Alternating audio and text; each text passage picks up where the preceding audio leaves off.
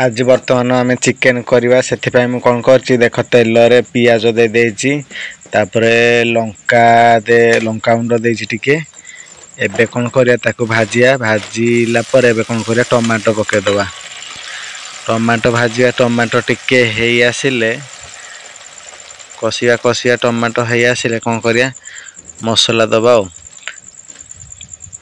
एबे आम कौन देले लंका गुंड देले कलर लंका गुंड तापर कौन करिया लंका गुंड दबा से कलर लंका गुंड ए लंका गुंड एबे कौन करिया कसिबा तापर एडू मसला को ढाल दवा अदा रसुण पियाज बटा मसला को दे देले या को कसिबा पूरा कलर बाहर तेल मसला रु तेल छाड़वा जाए कसिबा एबे कौन करिया कसिया कसिया कसिला पर टिके टिके पानी देकिना हरि कसिबा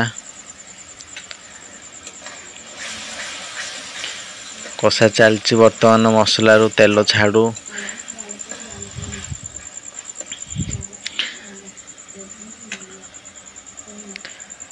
एबे देख सुखिला हो गला मसला सुखिला हो गला एबे कौन करिया सेथरे धनिया गुंड तापरे जीरा गुंड धनिया गुंड पके देले एबे कौन करिया जीरा गुंड पकेबा जीरा गुंड पकेना कसिबा कसिबा कसिबा ताको पूरा मसला रु तेल जेमिति छाड़ीना अलगा हबो ए देख तेल छाड़ी गला मसला रु कसी कसी मसला रु देख तेल छाड़ी गला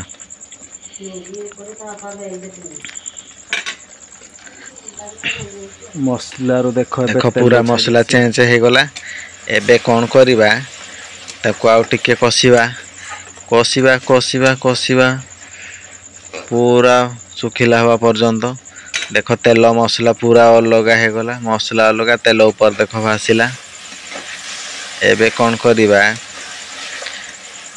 छाणी किना रखिथिबा आलू को या पर आमे पकेबा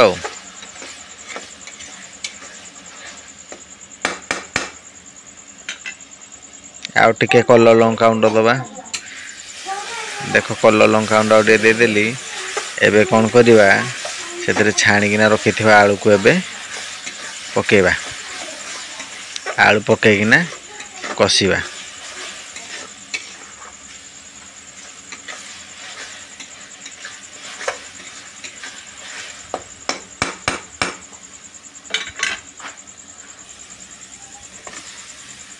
आलू पके देले कसिबा टिके कसिला पर टिके एबे कौन करिया चिकेन को ता देहरे पकेबा मु धोई किना रखी चिकेन एबे खाली पकेबा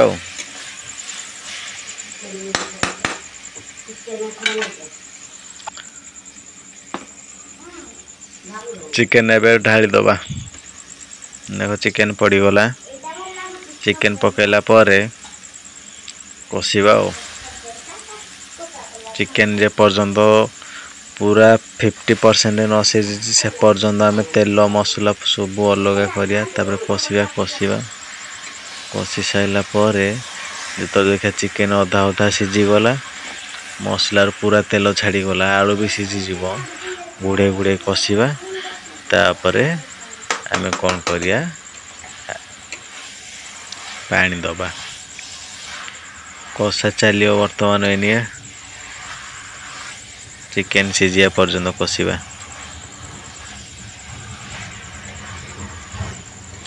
एमती कसिले ना चिकेन टा मसला रे सिझी गले टेस्ट लगे जदि आम सांगे सांगे चिकेन पकेना पानी दे दबा ताले किछि लाभ हबनी आमे घुड़े घुड़े कसिबा जेते कसी कसी कषारे बिना पानी रे सिझाई पारिबे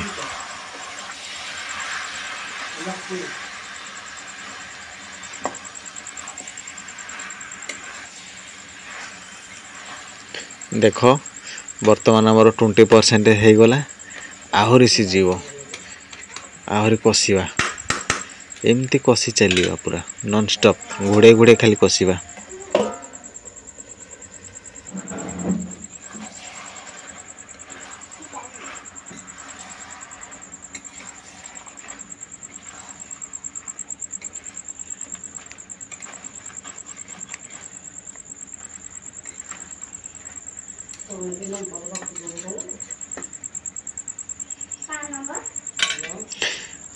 ଆପଣ ଯଦି ଚାହିଁବେ ଏତିକି କଷିକିନା ବି ପ୍ରେସରରେ ଦେଇକିନା ସିଟି ମାରିପାରିବେ।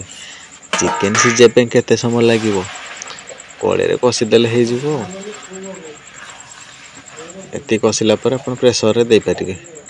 ଦେଇକିନା 3ଟା ସିଟି ମାରିଦେଲେ ହେଇଗଲା ଚିକେନ୍ କରି ରେଡ଼ି। ଆଉ ଆମେ କିନ୍ତୁ କଡ଼େଇରେ କଷିଲେ ଭଲ ଲାଗିବ। କାଠ ଚୁଲାରେ କଡ଼େଇରେ କରିବାର ଗୋଟେ ସ୍ୱାଦ ଅଲଗା, ପ୍ରେସରରେ କରିବାର ଗୋଟେ ସ୍ୱାଦ ଅଲଗା। କାଠ ଚୁଲା ଚିକେନ୍ କେଉଁଥିରେ ବି ହେବନି।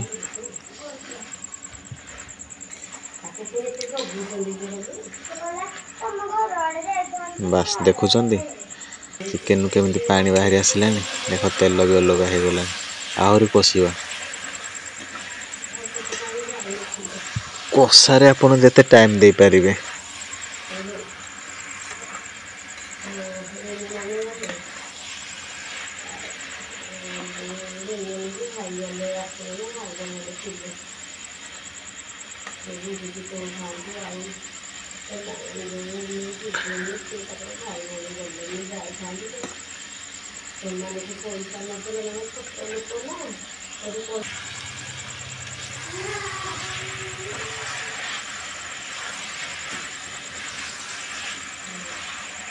ଦେଖ କଷି କଷି ପୁରା ପାଣି ଶୁଖିଲା ହେଇଗଲା। ଚିକେନ୍ ବି ସିଝିଗଲାଣି। ଏବେ କ'ଣ କରିବା, ପାଣି ଢାଳିଦେବା। ପାଣି ଢାଳିଦେଲେ ଆମର ଯେତିକି ଗ୍ରେଭି ଦରକାର, ଆଉ କିଛି ଚିକେନ୍ ସିଝିବ ଆଉ ଆଳୁ ଟିକେ ସିଝିବ। ସେଥିପାଇଁ ଆମେ କ'ଣ କରିବା, ପାଣି ଗରମ ପାଣି ମୁଁ ରଖିଥିଲି, ପାଣି ଗରମ କରିକିନା ସେ ପାଣିକି ଏବେ ମୁଁ କ'ଣ କଲି, ଢାଳିଦେଲି। ଆଉ ଟିକେ ପାଣି ଦେବା, କାହିଁକିନା ଚିକେନ୍ଟା ଟିକେ ସିଝିବ, ଆଳୁଟା ବି ସିଝିବ। ଦେଖ କଲର୍ କେମିତି ବାହାରି ଆସିଲା। ଆଉ ଟିକେ ପାଣି ଦେବା। ପାଣି ଦେଲା ପରେ ଆମେ କ'ଣ କରିବା, ଚୁଲିକି ଜାଳିକିନା ଦେଖ କଲର୍ କେମିତି ବାହାରି ପଡ଼ିଲା। କାଠ ଚୁଲା ଜଳୁଥିବ ନନ୍ଷ୍ଟପ୍ ଏମିତି, ତାକୁ ଆମେ କ'ଣ କରିବା, ଛାଡ଼ିଦେବା। ସେ ତାର ସିଝିବ ଅଟୋମେଟିକ୍। ଦେଖ ଫୁଟି ଆସିଲା। ଏବେ କଲର୍ ଦେଖ କେମିତି ପୁରା ରେଡ୍ ହେଇଗଲା ଉପରେ। ଘରୋଇ ଚିକେନ୍ ଆଉ ପୁରା ଦେଶୀ। ଆଉ ଟକମକ ଫୁଟିଲା। ଏବେ କ'ଣ କରିବା, ଧନିଆ ପତ୍ର ଦେଖ ପକେଇଦେଲେ। ଏଇ ଧନିଆ ପତ୍ରଟା ହେଉଛି ହାଇବ୍ରିଡ୍ ଧନିଆ, ଯେଉଁଟାକି ସମସ୍ତଙ୍କ ପାଖରେ ଏଟା ନଥାଏ। ଏ ହେଉଛି ହାଇବ୍ରିଡ୍। ବର୍ଷ ସାରା ୟାକୁ ଆପଣ ବାଡ଼ିରେ ଲଗେଇକିନା ଖାଇପାରିବେ।